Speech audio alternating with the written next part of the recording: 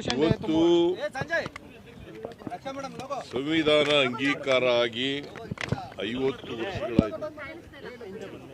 1949 November 26ನೇ ತಾರೀಕು ಸಂವಿಧಾನ constituent ಅಸೆಂಬ್ಲಿನಲ್ಲಿ ಅಂಗೀಕಾರ ಆಯಿತು. ಆ ಅಂಗೀಕಾರ ದಿನವನ್ನು ನಾವು ಸಂವಿಧಾನ ದಿನ ಅಂತೇಳಿ ಆಚರಣೆ ಮಾಡ್ತಾರೆ. ಗೊತ್ತಾಯ್ತಾ?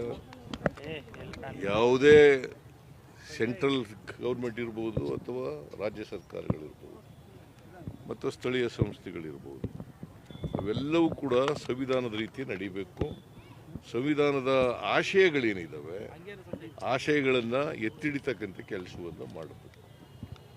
ಗೊತ್ತಾಯ್ತಾ? ಅದಕ್ಕೆ ನಾವು ಎಲ್ಲ ಶಾಲಾ ಮತ್ತು ಕಾಲೇಜುಗಳಲ್ಲಿ ಸಂವಿಧಾನದ ಪೀಠಿಕೆಯನ್ನು, ಪ್ರಿಯಾಂಬಲನ್ನು ಎಲ್ಲ ಕಡೆ ಓದಿಸ್ತಕ್ಕಂಥದ್ದನ್ನು ಕಡ್ಡಾಯವಾಗಿ ಮಾಡಿದ್ದೇವೆ. ಅದರ ಅರ್ಥ ಪ್ರತಿಯೊಬ್ಬ ಮಕ್ಕಳಿಗೂ ಕೂಡ, ಪ್ರತಿಯೊಬ್ಬ ಮಗುವೂ ಕೂಡ ಸಂವಿಧಾನದ ಪೀಠಿಕೆ ಅರ್ಥ ಆಗಬೇಕು, ಸಂವಿಧಾನದ ಆಶಯಗಳು ಅರ್ಥ ಆಗಬೇಕು, ಸಂವಿಧಾನದ ಧ್ಯೇಯೋದ್ದೇಶಗಳು ಅರ್ಥ ಆಗಬೇಕು ಅಂತೇಳಿ, ಮತ್ತು ಸಂವಿಧಾನದ ರೀತಿ ಪ್ರತಿಯೊಬ್ಬರು ಕೂಡ ನಡ್ಕೋಬೇಕು.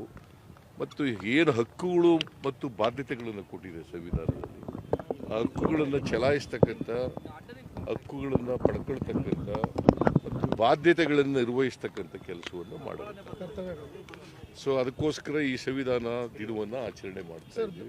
ಇದು ಒಂದು ಪವಿತ್ರವಾದಂಥ ದಿನ. What is your message to those somebody says that constitution need to be rewrite, change?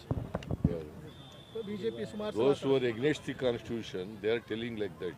ಇತ್ತೀಚೆಗೆ ಆ ಉಡುಪಿ ಪೇಜಾವರ ಮಠದ ಸ್ವಾಮೀಜಿನೂ ಕೂಡ ಹೇಳಿದ್ದಾರೆ ಸಂವಿಧಾನ ಬದಲಾವಣೆ ಆಗಬೇಕು ಅಂತ.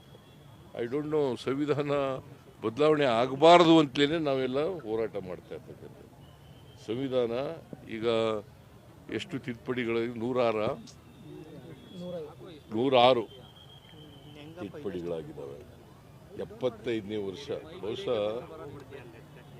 ಇಡೀ ಜಗತ್ತಿನಲ್ಲಿ ಲಾಂಗ್ ಸ್ಟ್ಯಾಂಡಿಂಗ್ ಕಾನ್ಸ್ಟಿಟ್ಯೂಷನ್ ಇರ್ತಕ್ಕಂಥದ್ದು ಭಾರತ.